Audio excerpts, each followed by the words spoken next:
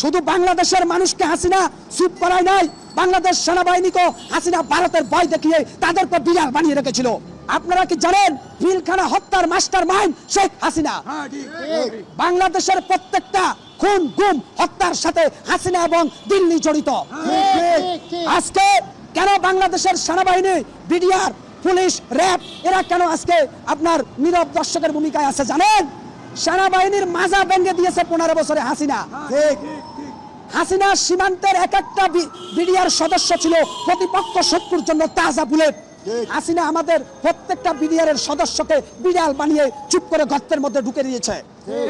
আজকে যখন পটভূমির পরিবর্তন হয়েছে, বাংলাদেশের বিজেপি যখন ভারতের চোখ রেখে কথা বলা শুরু করেছে, তখন এই ভারত থেকে একের পর এক উস্কানি দিচ্ছেন। আর এগুলা সব হাসিনা দিল্লিতে বসে বসে নাটক সাজাচ্ছেন। হাসিনা পালিয়ে যাওয়ার 1-2 মাসের মধ্যেই আমাদের বাংলাদেশকে বন্যার পানি দিয়ে মোদি তলিয়ে দিয়েছে।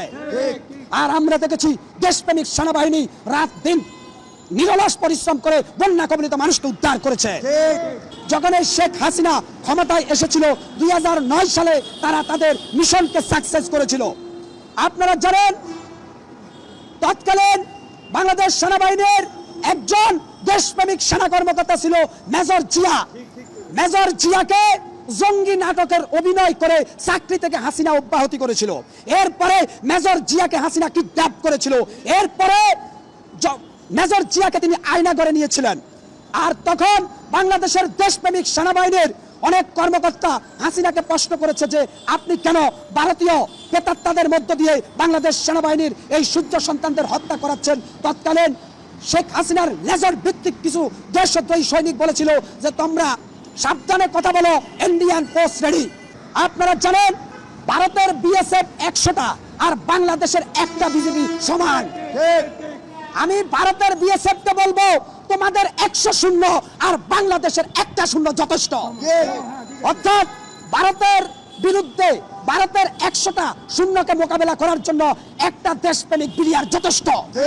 কারণ ভারতের বিএসএফ এরা জয় শ্রীরাম স্লোগান দিয়ে আসে, আর বাংলাদেশের বিজেপি আল্লাহু আকবার স্লোগান দিয়ে সামনে আগায়, পিছু হটতে জানে না। আমার বাংলাদেশের বিজেপি আপনাদেরকে বলবো, শেখ হাসিনা 15 বছরে বাংলাদেশ বিজেপির ভিতরে যে হাসিনার গাপ্তি মারা কিছু শয়তান ঢুকিয়েছে, এদেরকে আস্তে আস্তে করে এদেরকে নামিয়ে দিতে হবে। তাহলেই আমরা দেশপ্রেমের চেতনায় দেশকে নতুন ভাবে এগিয়ে নিতে পারবো ইনশাআল্লাহ।